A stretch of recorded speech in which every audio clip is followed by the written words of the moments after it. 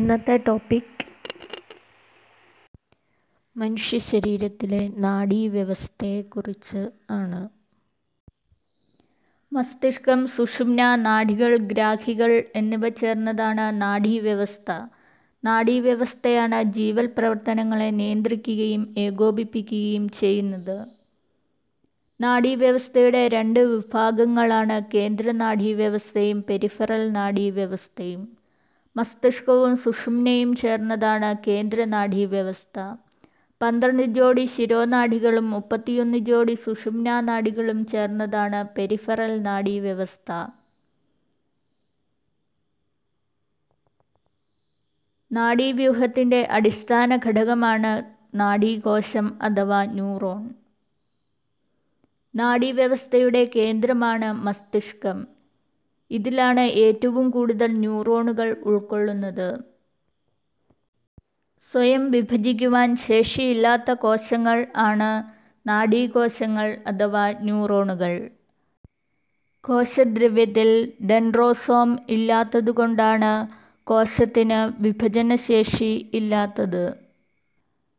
കോശശരീരം axon, dendron, ആക്സോണൈറ്റ്, dendrite എന്നിവ ചേർന്നതാണ് നാഡീകോശം അഥവാ ന്യൂറോൺ. കോശമർമ്മവും അതിനു ചുറ്റുമുള്ള കോശദ്രവ്യവും ചേർന്നതാണ് കോശശരീരം. ന്യൂറോണിൻ്റെ കോശശരീരത്തിൽ നിന്നും ഉള്ള നീളം കൂടിയ തന്തുവാണ് ആക്സോൺ. ഇവ ആവേഗങ്ങളെ കോശശരീരത്തിൽ നിന്നും പുറത്തേക്ക് എത്തിക്കുന്നു. ആക്സോണിൻ്റെ ശാഖയാണ് ആക്സോണൈറ്റുകൾ. 100 സെൻറ്റിമീറ്റർ വരെ നീളമുള്ള ആക്സോണുകൾ മനുഷ്യശരീരത്തിൽ കാണപ്പെടുന്നു. ആക്സോണുകളെ പൊതിഞ്ഞിരിക്കുന്ന കൊഴുപ്പ് സ്തരമാണ് മൈലിൻ ഷീത്ത്. തിളങ്ങുന്ന വെള്ള നിറമാണ് ഇതിന് ഉള്ളത്. തലച്ചോറിലും സുഷുമ്നയിലും മൈലിൻ ഉറ ഉള്ള നാഡീതന്തുക്കൾ ഒന്നിച്ചു കൂടിയ ഭാഗമാണ് വൈറ്റ് മാറ്റർ.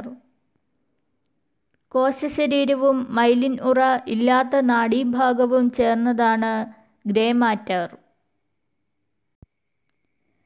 ന്യൂറോണിൻ്റെ കോശശരീരത്തിൽ നിന്ന് പുറത്തേക്ക് നീണ്ടുനിൽക്കുന്ന ഭാഗമാണ് ഡെൻഡ്രോൺ.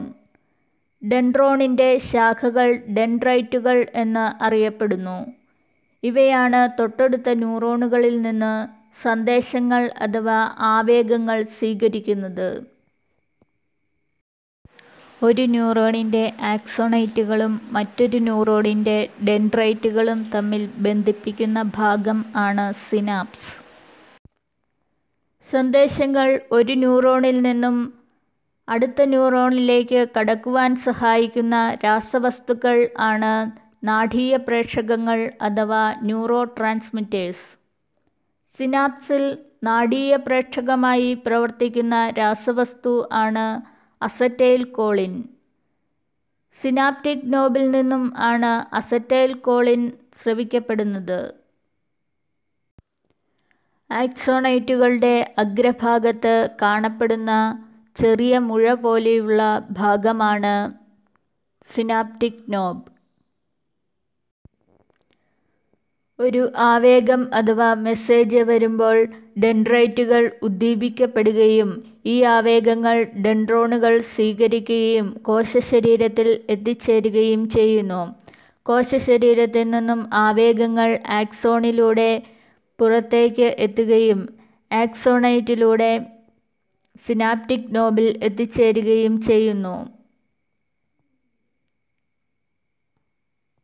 ഈ സമയം സിനാപ്റ്റിക് നോബിൽ നിന്നും സിനാപ്റ്റിക് വിടവിലേക്ക് നാഡീയ പ്രേഷകമായ അസറ്റൈൽ കോളിൻ സ്രവിക്കപ്പെടുകയും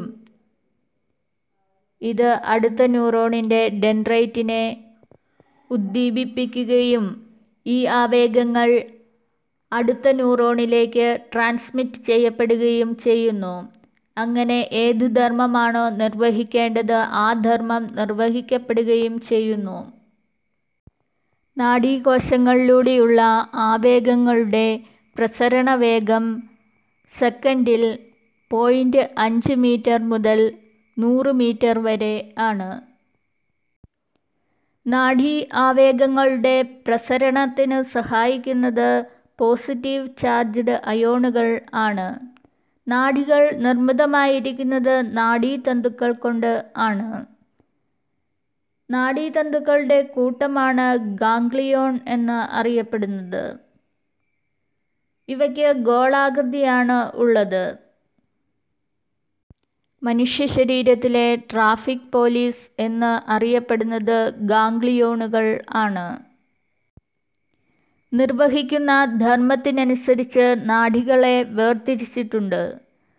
ഗ്രാഹികളിൽ നിന്ന് കേന്ദ്ര നാഡീവ്യൂഹത്തിലേക്ക് ആവേഗങ്ങളെ വഹിക്കുന്നത് സംവേദക ന്യൂറോണുകൾ അഥവാ സെൻസറി ന്യൂറോൺസ് ആണ്.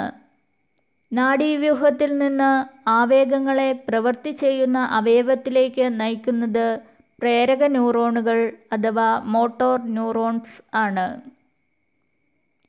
പ്രതികരണം നടക്കുന്ന പേശികളോ ഗ്രന്ഥികളോ ആണ് ഇഫക്ടറുകൾ. സംവേദനാഡികളും പ്രേരകനാഡികളും കൂടിച്ചേർന്നതാണ് സമ്മിശ്രനാഡി അഥവാ മിക്സഡ് നെർവ്സ്. സംവേദനാഡിക്ക് ഉദാഹരണം ആണ് നേത്രനാഡി.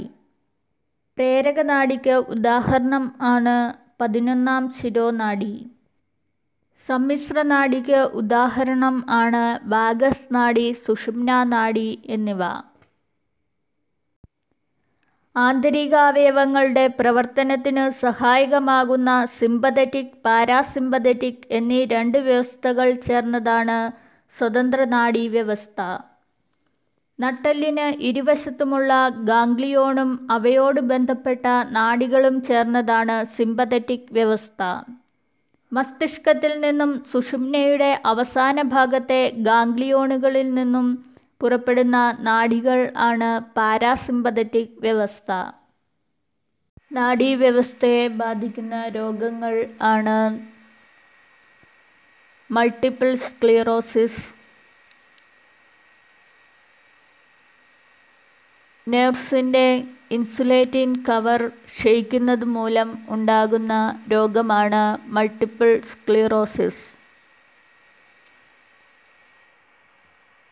പാർക്കിൻസൺസ് രോഗം, എപ്പിലെപ്സി അഥവാ seizures, Alzheimer's, meningitis, migraine, cerebral thrombosis, cerebral haemorrhage, തളർവാദം അഥവാ പാരാലിസിസ്,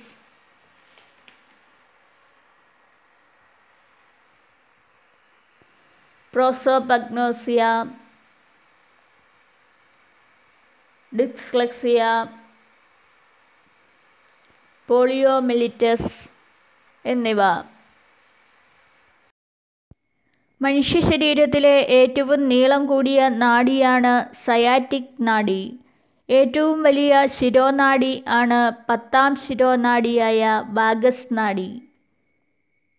ഗന്ധഗ്രഹണത്തിന് സഹായിക്കുന്നത് ഓൾഫാക്ടറി നാഡി ആണ്. നേത്രഗോളത്തിൻ്റെ ചലനം നിയന്ത്രിക്കുന്നത് ഒക്കുലോമോട്ടോർ നെർവ് ആണ്. നാഡീവ്യവസ്ഥയുടെ തകരാറുകൾ കണ്ടുപിടിക്കുവാൻ ഉപയോഗിക്കുന്ന മാർഗങ്ങൾ ആണ് CT സ്കാൻ അഥവാ computerised tomography scan, MRI scan അഥവാ മാഗ്നറ്റിക് റെസൊണൻസ് ഇമേജിംഗ്, EEG അഥവാ ഇലക്ട്രോ എൻസെഫലോഗ്രാം, ലംബർ പഞ്ചർ അഥവാ spinal tap, positron emission tomography അഥവാ PET, ഡോപ്ലർ അൾട്രാസോണോഗ്രഫി എന്നിവ. EEG കണ്ടുപിടിച്ചത് ഹാൻസ് ബെർജർ ആണ്.